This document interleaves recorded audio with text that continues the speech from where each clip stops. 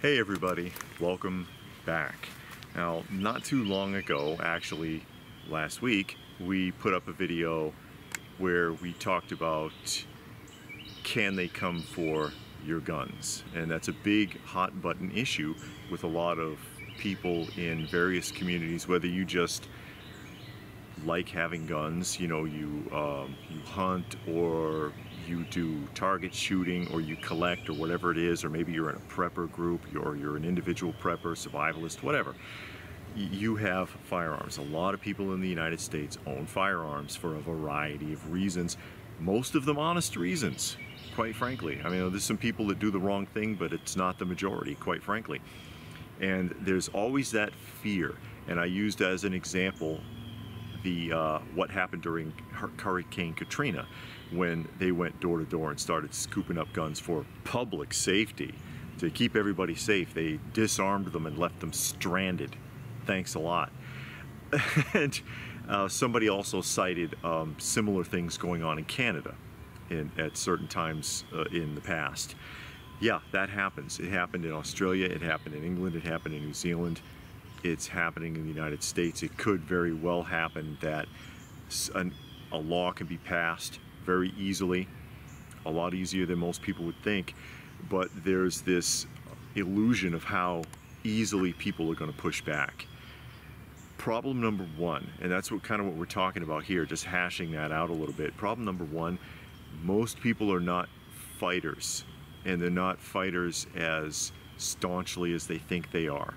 They like to talk a good game, or as they used to say, they like to talk the talk, but they can't walk the walk. A lot of bravada, a lot of from my cold dead hands people out there, but that's just talk until you're in the shit, and then you know what's going to happen. Number two, of course, and I've talked about this before, what do you do when there's a knock at the door and you look out the window and there's 3 SWAT teams out there, and they got full body armor, automatic weapons, and armored vehicles, and they're like, yeah, we need your rifle. What are you going to do? Bullets will go through your house like a hot knife through butter. Okay, no modern house is going to stand up to any kind of gunfire. And maybe you got kids back there. Is it worth it? You know, and then they're like, oh, well, you know, my local sheriff said he's not going to do that. Okay, cool. Your local sheriff's not going to do it. But when 600 state troopers and ATF and FBI agents show up and say, okay, sheriff, you and your 5 deputies said that you're not going to go door to door, so we are. Do you think he's going to stop them? If it wasn't just a talking point to get elected in the first place? Yeah, I mean, there's a lot to consider. And somebody made the point, oh, well, the ATF only has like 2,500 cronies, 2,500 thugs to go around. Actually, it's more than double that number. But, okay, 5,000's not a lot, but you think they're going to do it alone? Or is the ATF going to have state troopers and the FBI and sheriff's departments and, hey, maybe the National Guard, municipal police, who all helped to collect guns in Katrina? They weren't the sheriff. The sheriff wasn't out there by themselves doing it. They had the municipal police and the National Guard and the ATF helping them. Or you get the idea. Or even if they really had a draw, you got transit police, you've got armed IRS, you've got armed postal police and inspectors. You can pull from a lot of resources. You've got armed park rangers. They will pull everybody. Border Patrol. Yeah, all of that falls under the same umbrella. So now you've got, essentially, with National Guard tied in, an army of about 2 million people. Oh, well, 2 million people is not going to take guns from 200 million people. Are you the same people that it's always going 3%, 3%? Because 3% of people in the U.S. pushed back the British government, and that's your whole thing? You know, at least then they had fairly equal footing. Keep in mind, it wasn't just random people from their homes. There were colonial military and there was colonial militia being led by colonial generals that originally were on the payroll of the British government. These were professional soldiers, not just Tom and Jim and their prepper buddies, okay? and they had access to the weapons of the time. They had cannons, and they had gunpowder and explosives and things to work with, and tactics from professionals. And quite frankly, a disinterested, and this is a whole other topic of discussion, a disinterested King George, because of the logistics problem. I got to wait 4 to 6 months to even hear what's going on in this dirty middle of nowhere country, America, and I've got trouble with France right on the border. To let them have America. They kind of gave up. All right, they figured they'd get around to us eventually, which was the War of 1812, which they lost because America got way too big by then. But yeah, but that's when men were men. That now too. we got wet noodles That's true. that call themselves non-binary and all of this garbage. Yeah, well, and hopefully that's not the majority of the prepper community, but I know. Well, the majority. I get what you mean. Yeah. So I mean, yeah, you got the prepper community, but are those men real men? I mean, we couldn't drive some 18-wheelers from California to the East Coast. That's true. I mean, Because the problem, for those of you who don't know what happened with that trucker convoys in the U.S., because they were trying it in Canada until they closed their bank accounts, and then everybody gave up and never got back to it like they said they would. In America, there was a checkpoint set up, and when the trucks reached it, they told them turn around, and they did. Yeah, because we don't. I mean, you know, we're Americans. We don't have staying power. We love our comforts. Yeah. And you talk about, okay, well, we'll just take a couple of your comforts away. Oh, no, here you go. Yeah, I give up. You know, and even if you do have the staying power, do your kids have staying power? Does your wife have staying power? You know what I mean? Yeah. You might, but does everybody in your family, everybody in your house? You go out to work, and your wife, and they tell your wife, look, we're going to cut off your credit cards. We're going to cut off your internet. You won't be able to socialize on Facebook and put out Twitter posts. Oh, he has his gun locked up in the basement, in the closet in the basement. Yeah.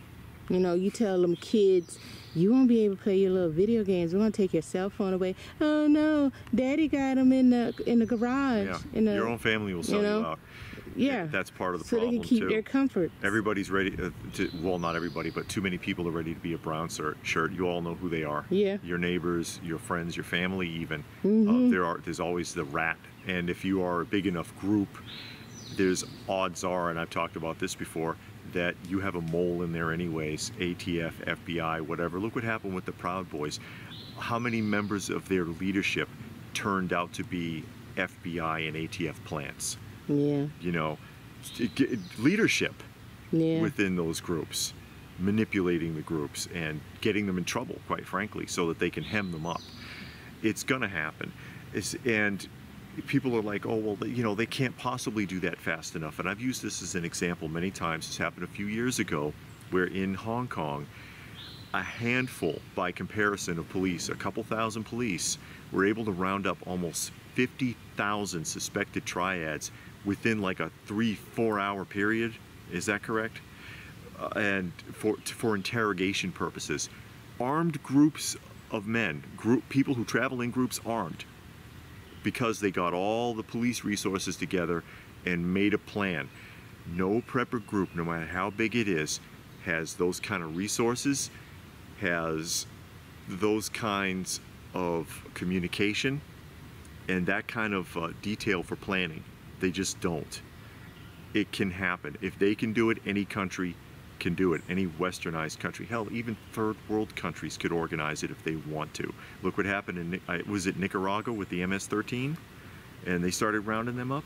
It can be done if they really want to do it. And all you need is the right signature on the right piece of paper, and it's game over. And I'm not telling you this to discourage you. I'm really not. I'm telling you this to be smart about it. Stop taking steps back. Was it Malcolm X? Don't stab me in the back 9 inches and pull it out 6 and tell me it's progress. I think that's the quote. That's what they do, is they take a whole crap ton and then you compromise to get a little bit of it back, but you still lost. Anytime you compromise, you lose. Don't keep just ignoring it. Don't keep giving up. Don't keep backing off. You've got to press together. You've got to learn to get along. Even within groups, you guys don't really cooperate in a lot of sense. Yeah, I mean, and in the prepper group, half of the people don't like each other anyway. Yeah. If you're talking, be honest. Yeah. It's that one guy. You don't like him, you want him out of the group anyway. But you're scared to throw him out because you think he's going to sabotage you. Yeah. And he probably will. He too extreme. Yeah. He a little off the cuff, and you're like, oh man, I wish we could get him, but he knows too much. Yeah. Basically. So you keep him. You don't have good communication, or you don't have communication that can't be compromised. Mm-hmm. Tell me that you have communication that can't be spied on, turned off, that can't be tracked. Most people do not have adequate communication, and that's a problem as well. There's so much to consider with that, and you can't ignore it, and you can't imagine, oh, well, these people took an oath. Oh, the soldiers, they took an oath of office. Listen, it's words, okay? It's only as good as the person who spoke them. At best, and I'm being generous, maybe 5% will sit there and say, I'm not getting involved. That there's a loyalty that all of these people have that you cannot offer like the government can, and it's called a steady paycheck. And they're not going to give it up.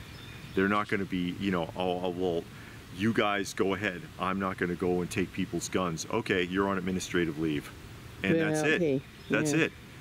Most of them will cooperate.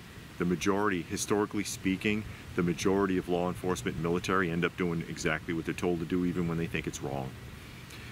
And again, I'm not telling you this to discourage you. I'm telling you this because you've got to have a realistic perspective on it. And I'll play devil's advocate, and I'll give you the worst case scenario just to get you thinking about it. Just to get you thinking about it.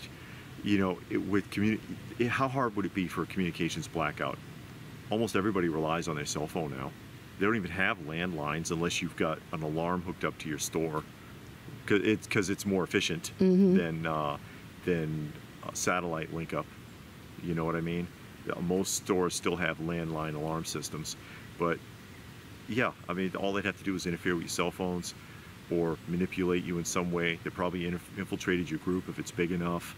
That's one of the things that really stands out for me from Michael Moore's, is it Michael Moore?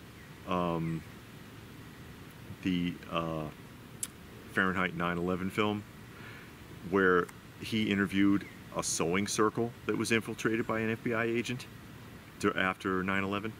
I mean, seriously, this is the kind of overreach that we have to face every day, which is why you have to remain vigilant in the first place. But yeah, I mean, I like to play devil's advocate and just have people think about this. It wouldn't be as hard as you believe it would.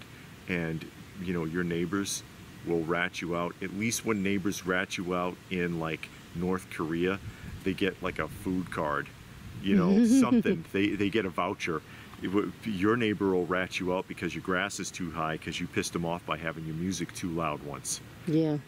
They're so petty. They're so petty in these privileged countries, privileged first world nations.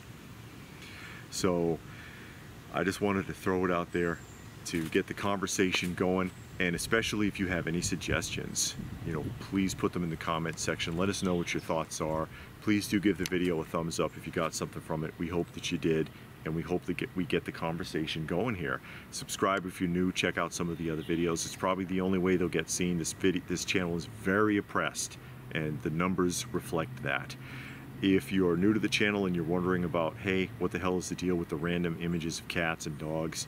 They're strays that my wife and I take care of, and images of them in the video actually help with the loading algorithm, because that's how screwed up the system is. If you'd like to help the channel out, or the strays for that matter, there are links for that in the comment section down below, or in the description down below, I should say. Every little bit helps, and we sure do appreciate it. And if that's it, then what more can I say but stay frosty, folks, and thanks for watching.